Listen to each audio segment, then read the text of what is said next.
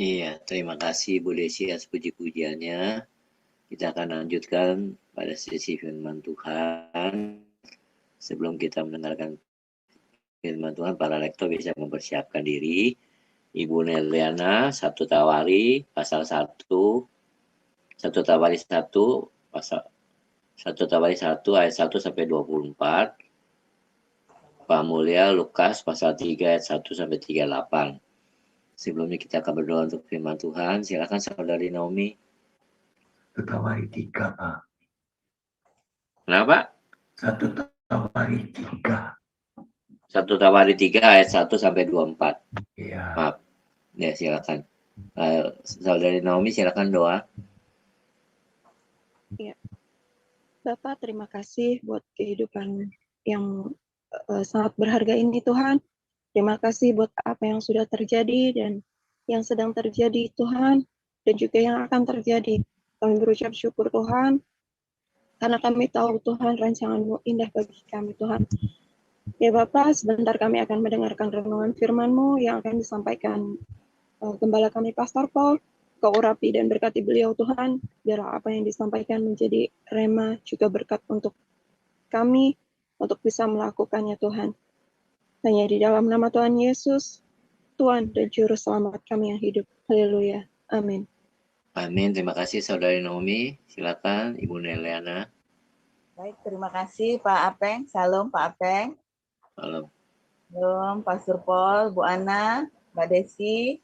Salam Bapak Ibu semua yang ada di Zoom dan di YouTube. Dan salam untuk saudara kami yang nonton kembali siaran kita hari ini. Puji Tuhan, kembali kita melanjutkan pembacaan firman Tuhan dari kitab 1 Tawarik 3 ayat 1 sampai 24. Demikian firman Tuhan. Inilah anak-anak Daud yang lahir bagi dia di Hebron. Anak sulung ialah Amnon dari Ahinoam, perempuan Yisrael. Anak yang kedua ialah Daniel dari Abigail, perempuan Karmel. Anak yang ketiga ialah Absalom, anak Maaka, yakni anak perempuan Talmai, Raja Gesur. Anak yang keempat ialah Adonia, anak Hagit. Anak yang kelima ialah Sefaca dari Abital. Anak yang keenam ialah Yitram dari Egla, istrinya itu. 6 orang lahir bagi dia di Hebron, di mana ia memerintah 7 tahun 6 bulan lamanya. Dan 33 tahun lamanya ia memerintah di Yerusalem. Inilah yang lahir bagi dia di Yerusalem. Shimea, Sobab, Nathan, dan Salomo, 4 orang dari Batsua binti Amiel, lalu Yibar, Elisama, Elifelet, Noga, Nefek, Yafia, Elisama, Eliada, dan Elifelet, 9 orang. Semuanya itu anak-anak Daud, belum terhitung anak-anak dari gundik-gundik. Tamar ialah saudara perempuan mereka. Keturunan Salomo ialah Rehabeam. Anak orang ini ialah Abiyah. Anak orang ini ialah Asa. Anak orang ini ialah Yosafat. Anak orang ini ialah Yoram. Anak orang ini ialah Ahazia. Anak orang ini ialah Yoas. Anak orang ini ialah Amazia. Anak orang ini ialah Azaria. Anak orang ini ialah Yotam. Anak orang ini ialah Ahaz. Anak orang ini ialah Hizkia. Anak orang ini ialah Manasye. Anak orang ini ialah Amon. Anak orang ini ialah Yosia. Anak-anak Yosia. Anak sulung ialah Yohanan. Anak yang kedua ialah Yoyakim. Anak yang ketiga ialah Zedekia. Dan anak yang keempat ialah Salum. Keturunan Yoyakim ialah Yekonya, anaknya itu. Dan anak orang ini ialah Zedekia. Anak-anak Yekonya, orang kurungan itu, ialah Sealtiel, anaknya. Lalu Malkiram, Pedaya, Senasar, Yekamia, Hosama, dan Nebaya. Anak-anak Pedaya ialah Zerubabel dan Simei. Anak-anak Zerubabel ialah Mesulam dan Hananya. Selomit ialah saudara perempuan mereka. Lalu Hasuba, Ohel, Berekia, Hasaja, dan Yusab Hesed, 5 orang. Anak-anak Hananya ialah Pelaja dan Yesaya. Anak orang ini ialah Refaya. Anak orang ini ialah Arnan. Anak orang ini ialah Obaja. Dan anak orang ini ialah Sekanya. Anak-anak Sekanya ialah Semaya. Dan anak-anak Semaya ialah Hatus, Yigal, Baria, Nearia, dan Safat. 6 orang. Anak-anak Nearia ialah Elionai, Hiskia, dan Asrikam. 3 orang. Anak-anak Elionai ialah Hodawaya, Eliasib, Pelaya, Akub, Yohanan, Delaya, dan Anani, 7 orang. Demikian. Ya, silakan Pak Mulia. Ya. Lukas 3, 1-38. Dalam tahun ke-15 dari pemerintahan Kaisar Tiberius, ketika Pontius Pilatus menjadi wali negeri Yudea, dan Herodes raja wilayah Galilea, Filipus, saudaranya, raja wilayah Iturea dan Trakonitis, dan Lisanias, raja wilayah Abilene. Pada waktu Hanas dan Kayafas menjadi imam besar, datanglah firman Allah kepada Yohanes, anak Zakaria di padang gurun. Maka datanglah Yohanes ke seluruh daerah Yordan dan menyerukan, bertobatlah dan berilah dirimu dibaptis, dan Allah akan mengampuni dosamu. Seperti ada tertulis dalam kitab nubuat-nubuat Yesaya. Ada suara yang berseru-seru di padang gurun. Persiapkanlah jalan untuk Tuhan. Luruskanlah jalan baginya. Setiap lembah akan ditimbun, dan setiap gunung dan bukit akan menjadi rata. Yang berliku-liku akan diluruskan, yang berlekuk-lekuk akan diratakan. Dan semua orang akan melihat keselamatan yang dari Tuhan. Lalu ia berkata kepada orang banyak yang datang kepadanya untuk dibaptis. Katanya, "Hai, kamu keturunan ular beludak, siapakah yang mengatakan kepada kamu supaya melarikan diri dari murka yang akan datang? Jadi, hasilkanlah buah-buah yang sesuai dengan pertobatan, dan janganlah berpikir dalam hatimu, Abraham adalah bapa kami, karena aku berkata kepadamu, Allah dapat menjadikan anak-anak bagi Abraham dari batu-batu ini. Kapak sudah tersedia pada akar pohon, dan setiap pohon yang tidak menghasilkan buah yang baik akan ditebang dan dibuang ke dalam api." Orang banyak bertanya kepadanya, "Jika demikian, apakah yang harus kami perbuat?" Jawabnya, "Barang siapa mempunyai 2 helai baju, hendaklah ia membaginya dengan orang yang tidak punya. Dan barang siapa mempunyai makanan, hendaklah ia berbuat juga demikian." Ada datang juga pemungut cukai untuk dibaptis, dan mereka bertanya kepadanya, "Guru, apakah yang harus kami perbuat?" Jawabnya, "Jangan menagih lebih banyak daripada yang telah ditentukan bagimu." Dan prajurit-prajurit bertanya juga kepadanya, "Dan kami, apakah yang harus kami perbuat?" Jawab Yohanes kepada mereka, "Jangan merampas dan jangan memeras, dan cukupkanlah dirimu dengan gaji." Tetapi karena orang banyak sedang menanti dan berharap, dan semuanya bertanya dalam hatinya tentang Yohanes, kalau ia adalah Mesias.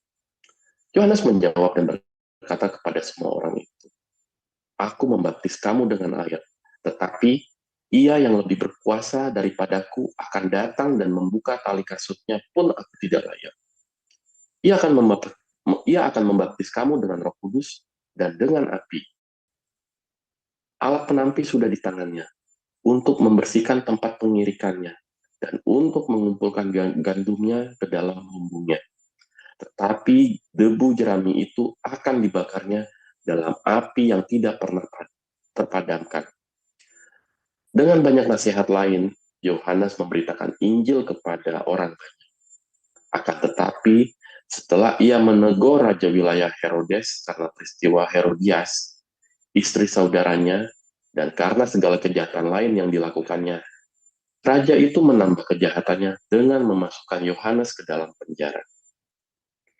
Ketika seluruh orang banyak itu telah dibaptis, dan ketika Yesus juga dibaptis dan sedang berdoa, terbukalah langit, dan turunlah Roh Kudus dalam rupa burung merpati ke atasnya. Dan terdengarlah suara dari langit, Engkaulah anak yang kukasihi, kepadamulah aku berkenan. Ketika Yesus memulai pekerjaannya, ia berumur kira-kira 30 tahun, dan menurut anggapan orang, ia adalah anak Yusuf, anak Eli, anak Matan, anak Lewi, anak Malki, anak Yanai, anak Yusuf, anak Matika, anak Amos, anak Nahum, anak Hesli, anak Nagai, anak Maat, anak Matika, anak Simi, anak Yosef, anak Yoda, anak Yohanan, anak Resa, anak Zerubabel, anak Sealtiel, anak Neri, anak Malki, anak Adi, anak Kosam, anak Elmadam, anak Er, anak Kiswa, anak Eliezer, anak Yori, anak Matat, anak Levi, anak Simeon,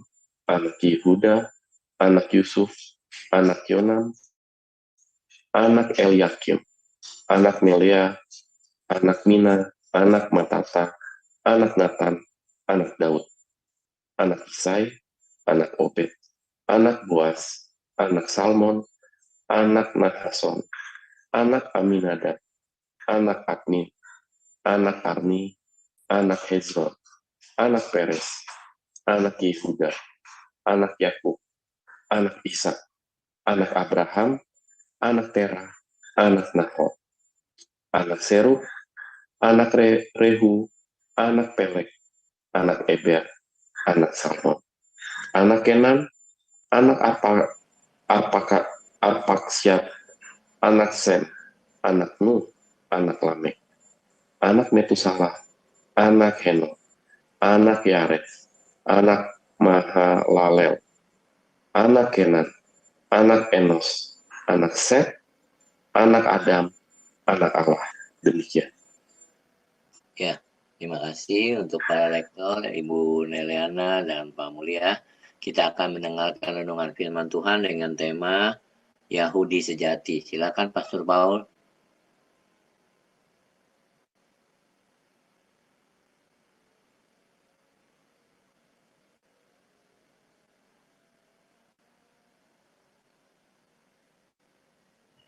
Nah, oke. Kita akan tampilkan ayatnya tadi yang itu tadi ya, yang Maria tadi yang ada anak Natan, terus Daud.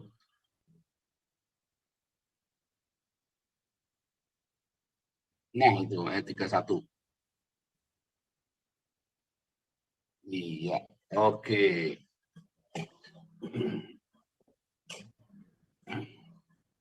Bagus ya. Suara saya cukup bagus ya. Mohon kontrolnya. Saya nggak bisa buka YouTube, teman-teman yang bisa buka YouTube sama ini tolong kontrol terus ya. Begitu suaranya berbet-berbet juga tolong dikasih tahu. Saudara, firman Tuhan selalu baru setiap hari apabila kita mencari Tuhan sungguh-sungguh, nggak pakai tawar-tawaran, ya, nggak pakai nyang-nyangan. Masalahnya Saya serius ya saudara ya, banyak orang Kristen itu Anda jadi Kristen nyang-nyangan terus saudara. Anyang-anyangan, kalau bahasa Jawa itu anyang-anyangan, tahu nggak? Kalau lagi malam, Anda lagi tidur ngantuk-ngantuknya, terus anyang-anyangan. Waduh, saya itu paling mumet itu saudara ya.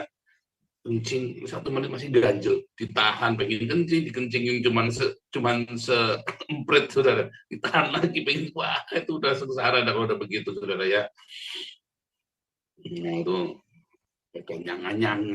Tapi kalau bahasa Jawa anyang-anyangan juga artinya tawar-menawar saudara ya. Kalau Anda jadi orang Kristen tawar-tawaran sama Tuhan, ya intinya begitu saudara, nggak enak nanti ya. Anda nggak akan bisa punya kepenuhan dalam Tuhan. Ya, Anda nggak punya kepenuhan di dalam Tuhan karena Anda tawar-menawar sama Tuhan.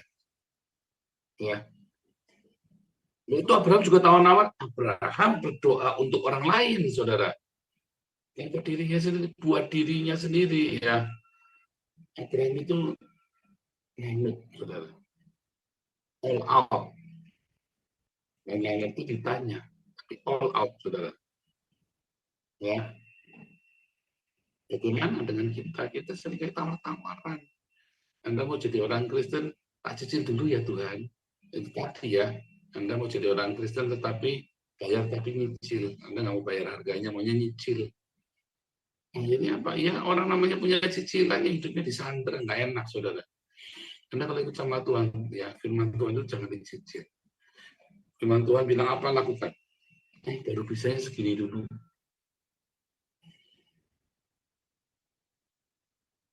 Akhirnya saudara menderita. Waktu itu jangan sama sekali, ya tambah menderita lagi. Sama sekali nggak melakukan tambah menderita, nanggung-nanggung juga. Ya, karena kalau Anda sama sekali enggak, nah itu repot saudara. Memang nggak ada cara lain. Enggak sama sekali Anda makin menderita, mendingan sedikit, tapi mendingan sedikit Anda tetap menderita, mendingan Anda apa? Kamu cuma melakukan aja gampang kok. Nah, kemarin kita sudah belajar ya, bagaimana memisahkan kedagingan dari roh. Ya, jangan ada cara lain. Ya, itu proses yang panjang, tapi Anda kalau taat, ya Anda ikhlas, jalanin.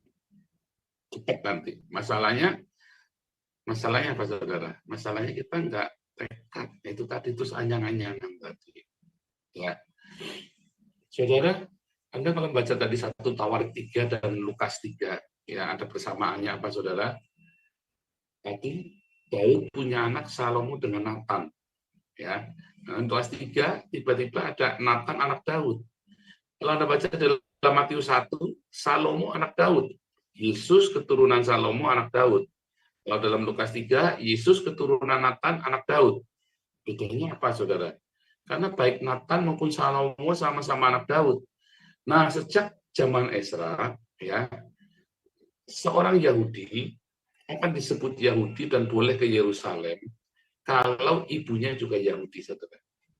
Kalau dulu enggak, sebelum zaman Ezra enggak, ya saudara ya.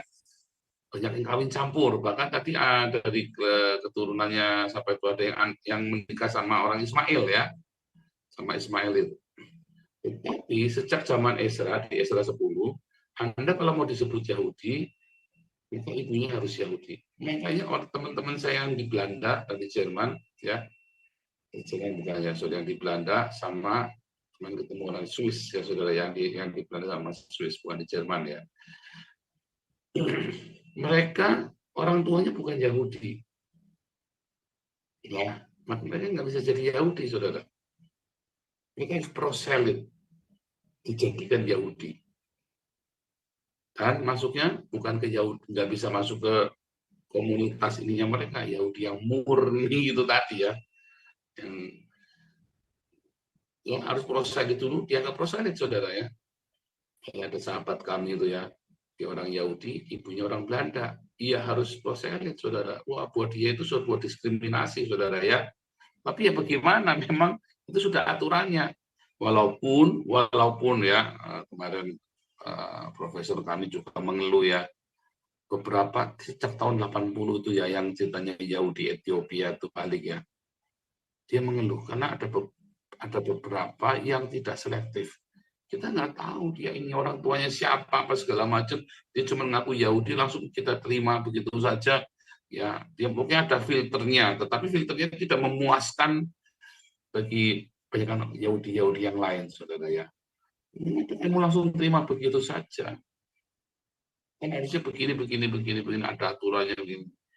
Hanya gara-gara dia ngaku Yahudi dan mereka sedikit berbahasa Ibrani dan mereka masih punya ritual, saya bilang, loh itu kan bisa jadi itu budak dari para orang Yahudi di zaman dulu kan? Bisa dia bilang, makanya itu terjadi keluhan.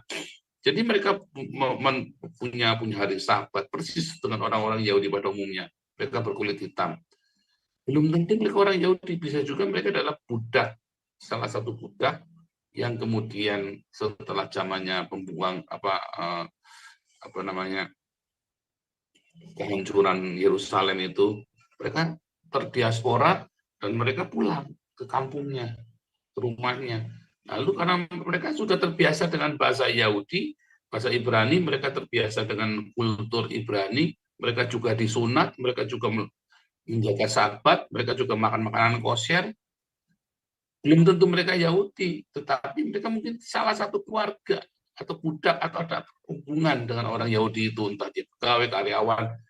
Nah, itu masalahnya, saudara ya. Jadi itu menjadi keluhan. Ini menjadi isu serius ya, jadi isu serius sekarang ini di Israel. Masalah itu ya, masalah sini ya. Dari mana kita tahu dia Yahudi nih? Terus, saudara,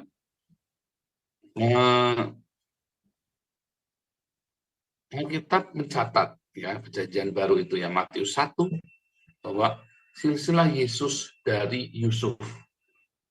Di dalam Lukas 3 silsilah Yesus dari Maria. Salah satu buktinya adalah di dalam Talmud Yerusalem K3 ya. Di dalam Talmud Yerusalem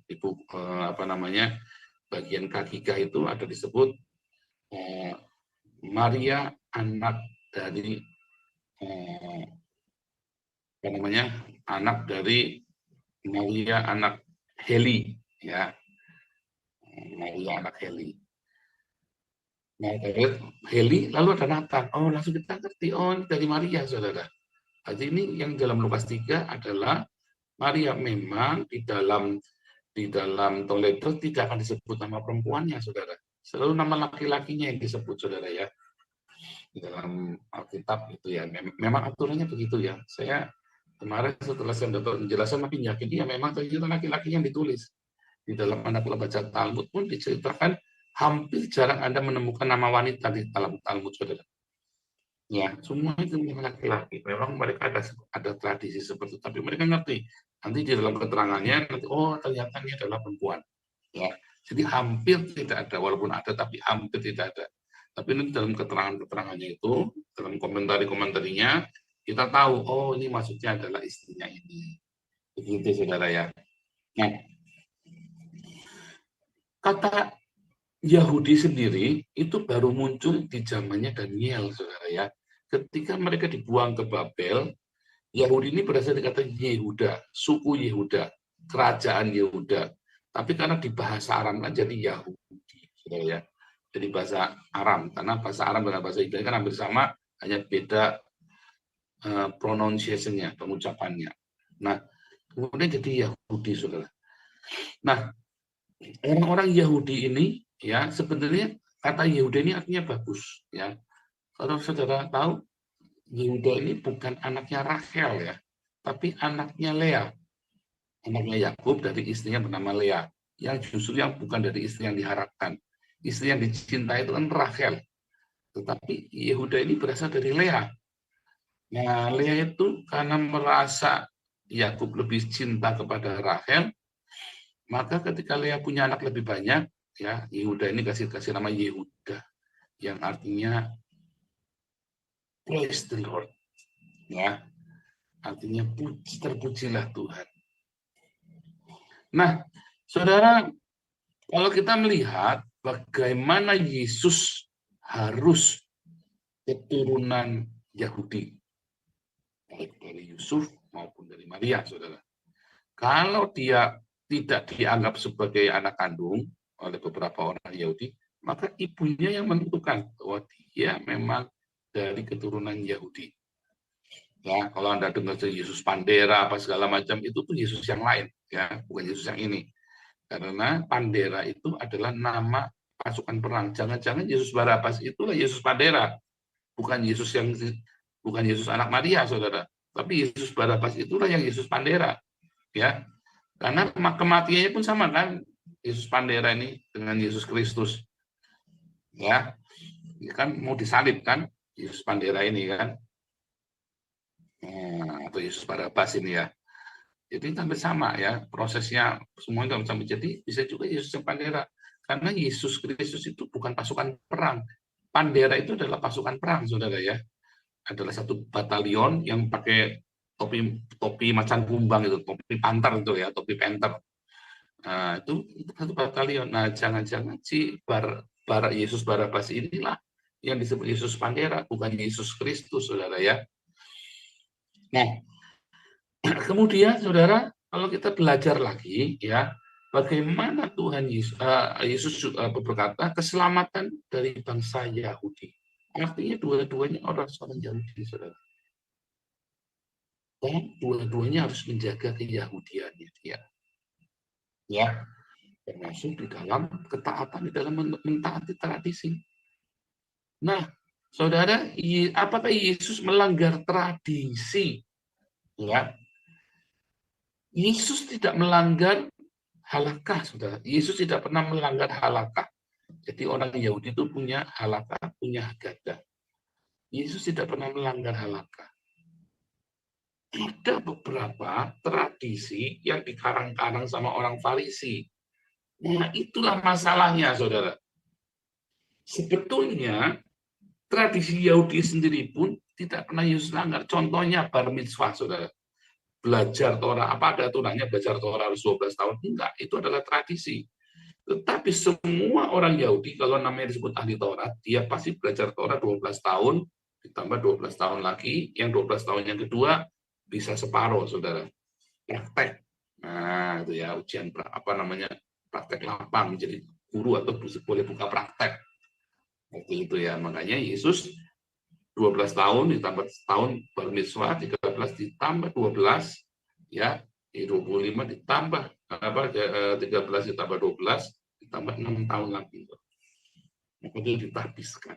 Boleh ya, saudara ya, 12 bar mitzvahnya itu adalah sekolah pertama. 12 tambah 12, 24, 24 ditambah 6, 30 tahun. Yesus mulai mengajar usia 30 tahun.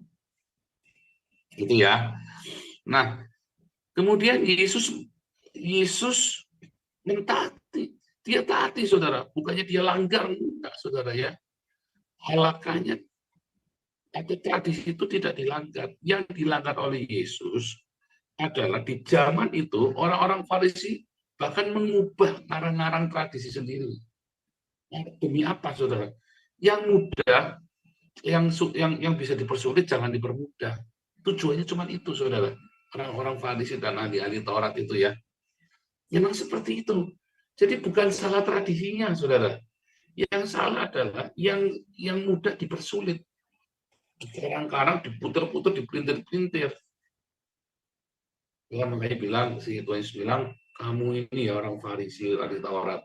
Kamu pergi jauh menyeberang lautan untuk mempertobatkan orang, tapi setelah dia itu kamu dari kamu lebih jahat daripada sebelumnya.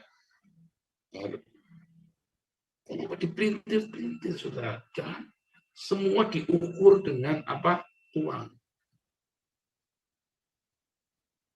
Makanya ketika Yesus di hari raya pentabisan Bait Suci, setiap tahun ada hari raya Hanukkah, ya, hari raya Lentera.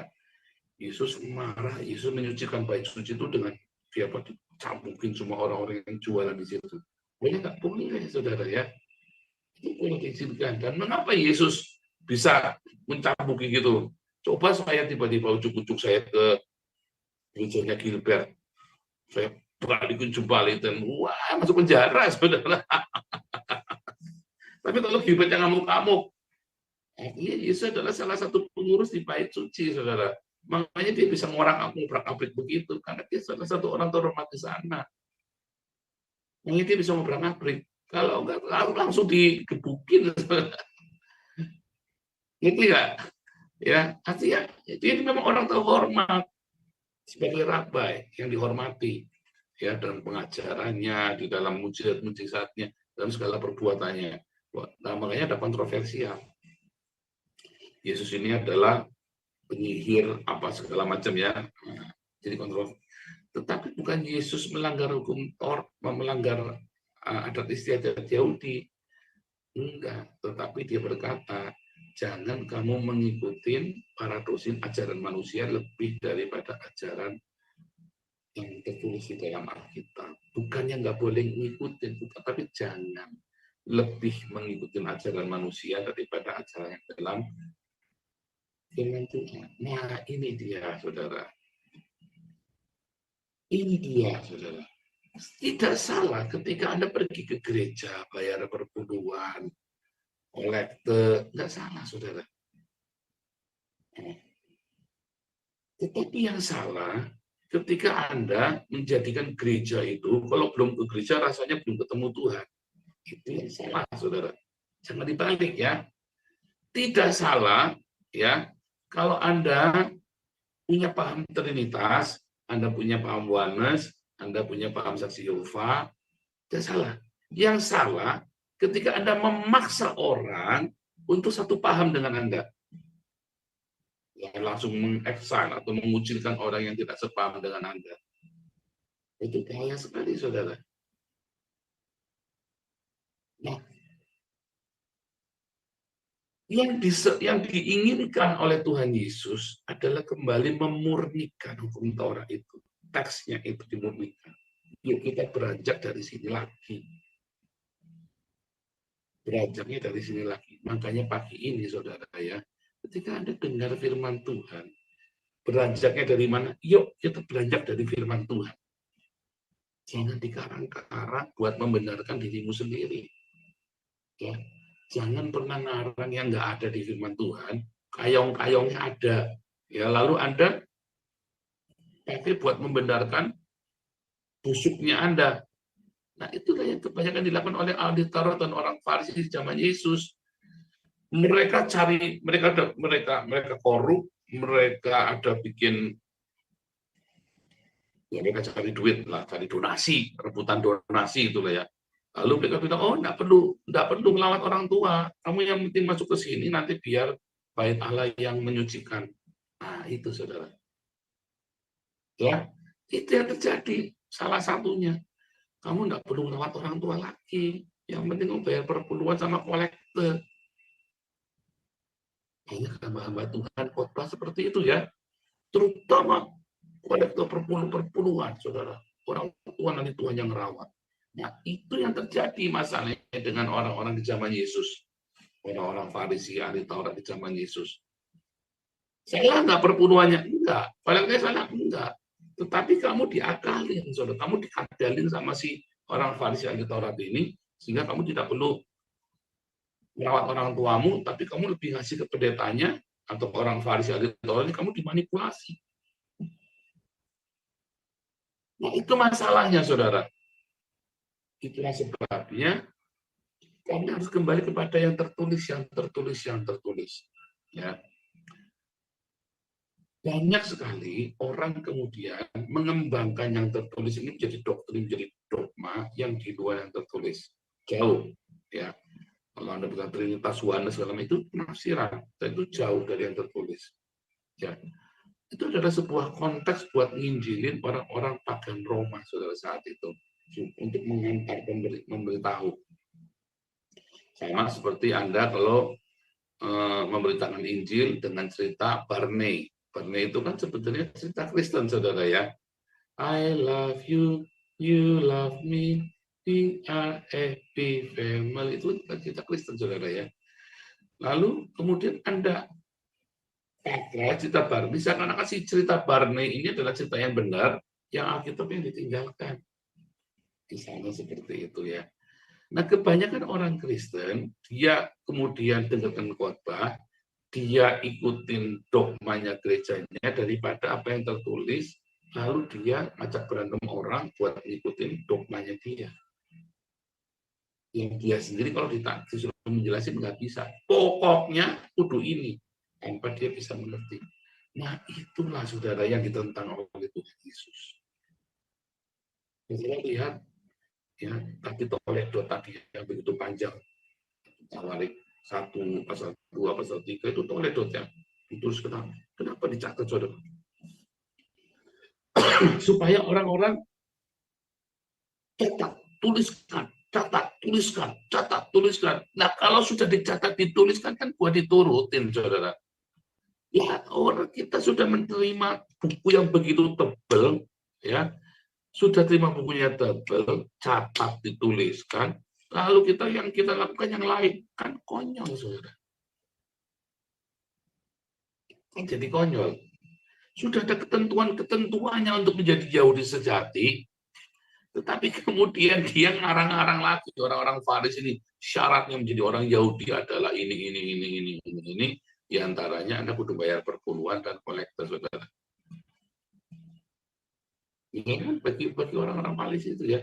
Sementara Yahudi sejati yang Yesus maksud, ya bukan seperti itu. Yesus inilah Yahudi yang sejati, saudara. Bagaimana dia hidupnya dia jaga benar-benar menuruti hukum Taurat. Jadi jangan benar ya, saudara. Yesus menuruti hukum Taurat. Di semua aturan halakiknya, aturan legal formalnya pun diturutin oleh Tuhan Yesus. 613 mitzvot Taurat itu benar-benar diturutin, saudara. Sementara orang-orang ininya dia pelintir-pelintir. Kalau Anda bayar rajin-rajin perpuluhan, rajin kolektor, Anda kan disebut Yahudi sejati. Kalau Anda tidak bayar, Anda bukan orang Yahudi, saudara. Itu yang terjadi masa itu di zaman Yesus. Ya, makanya Yesus datang sama Nathanael, gitu ya. Inilah orang Israel sejati. Tidak ada kepalsuan. Nah, itulah saudara yang dimaksud Yahudi yang sejati. Ketika kamu tidak ada kepalsuan, hidupmu itu all out melakukan firman Tuhan. Semua firman Tuhan yang tercatat itu, saudara. Anda baik-baik pegang teguh. Misalnya kita seringkali nggak pegang teguh. Kita ciptakan ayat-ayat lagi hasil otak-atuknya kita, saudara. Sehingga akibatnya apa, saudara? Saudara tidak menikmati berkat Tuhan. Ya, karena otak-atik gatuk. Diajarin yang benar, Anda malah ngajarin yang ngajarin. Kalau sudah dikasih tahu, ya kan, Anda malah merasa lebih tahu, bahkan Anda lebih tahu dari Tuhan lagi. Ya, seakan-akan Tuhan yang salah. Nah, itu tadi jangan, saudara ya. Kita belajar, mendengar, lakukan. Ada contoh-contoh yang baik. Jangan ikut yang malah yang jelek. Ada yang baik. Ya. Nantinya setiap hari kita itu harus merenung meditasi firman Tuhan itu. Tujuannya supaya apa, saudara? Itu menjadi cermin. Firman itu adalah cermin bagi kita. Firman Tuhan bilang begini, loh, harusnya kecerminkan sama kan, kalau kita tengok ke sini, ke sana kan. Nah, firman Tuhan kok bilang apa, kitanya malah kemana? Loh, itu namanya bukan cermin, saudara. Berarti yang salah. Nggak akurat hidupmu. Dilurusin. Yang disebut dengan inilah orang Israel sejati, tidak ada kepalsuan di dalamnya. Karena kamu punya aletheia, dan kamu all out ketika melakukan firman Tuhan tanpa ada agenda-agenda pembenaran untuk membenarin perbuatanmu yang tidak baik, malah Anda bawa-bawa firman Tuhan. Untuk membenarkan perbuatanmu yang kurang ajar, Anda bawa-bawa firman Tuhan. Jangan, saudara ya. Percaya saya nggak akan berkat. Ya, kalau mau dicoba silahkan. Saya sudah nyoba, ya, saya sudah nyoba bawa-bawa firman Tuhan buat keuntungan diri saya sendiri untuk mencari pembenaran. Nggak akan berkat. Makanya firman Tuhan itu tidak berarti apa-apa lagi dalam hidupmu. Kamu sudah bertobat lama, tapi kamu tidak mengalami terobosan. Kalau Anda mau tulis gayamu terus, ya terserah.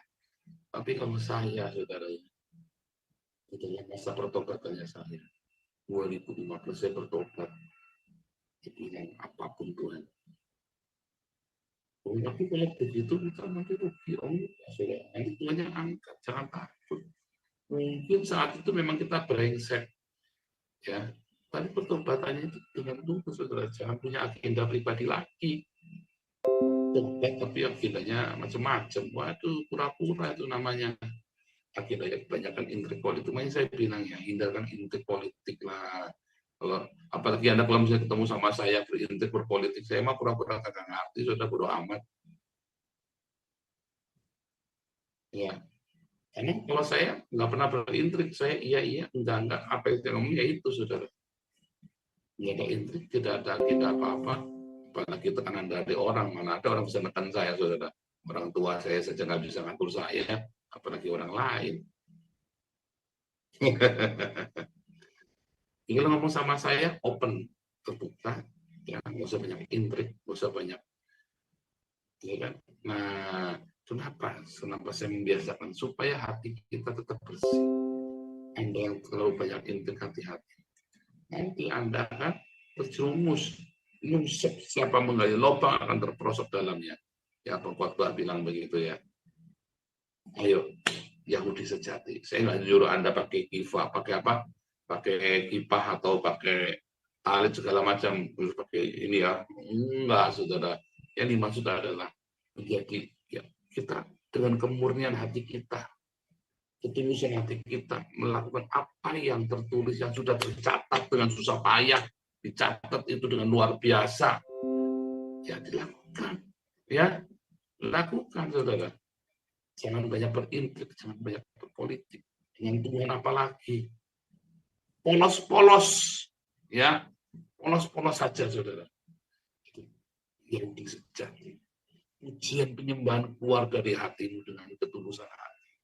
Segala korban diakoniamu, segala yang kamu lakukan, bukan karena ada iming-iming, bukan karena Anda ngarap-ngarap sesuatu. Ya, lakukan dengan tulus. Pertamanya, Anda rasanya rugi. Rasanya, tapi Anda kalau sungguh-sungguh tulus ya. Kenapa Anda merasa rugi ya? Karena ada hitung-hitungan, berarti Anda nggak tulus. Ibadahmu tidak disertai rasa cukup, sehingga tidak memberikan keuntungan besar bagimu. Baca ayat terakhir ya. Coba ayatnya di mana? Mungkin bisa ya dicari-cari Pak Yuda. Ibadah dengan rasa cukup akan memberi keuntungan besar.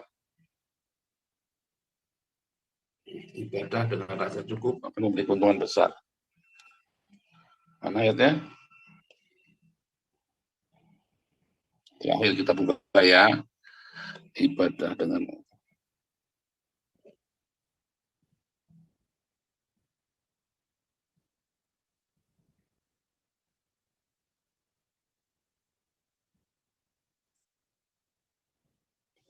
kalau dibuka 1 Timotius 6 ayat 6. 1 Timotius ayat terakhir ya. Wah, apa? Lebih dikit nggak apa-apa ya. 1 Timotius 6 ayat 6. Ibadah Yahudi, ya, yang saya rasa cukup. Memang ibadah itu kalau disertai rasa cukup memberi keuntungan besar. Artinya ibadahmu itu dengan tulus, bukannya ada agenda-agenda lain. Ya, saya. Anda banyak orang mencurigai saya nggak tulus karena kamu nggak tulus. Kamu kebiasaan nggak tulus sehingga Anda mencurigai saya nggak tulus. Saya kasih tahu ya, banyak orang yang menuduh saya nggak tulus. Inilah itu saja karena kamu nggak tulus sehingga kamu berpikir saya seperti kamu. Nah ya, saudara, saya 2014 sampai hari ini saya bisa tidak semua, tidak saya mengharapkan apapun dari komunitas. Tuhan cukupkan hidup saya, amin. Ya, bukan orang, saya nggak pernah ngarep-ngarep orang, saudara. Saya percaya, saya sediakan semua yang kita perlukan. Saya punya rasa cukup dalam ibadah saya, nggak ada intrik, nggak ada kepengin sesuatu. Ada rasa cukup di situ dalam ibadah itu. Ya, Tuhan Yesus memberkati.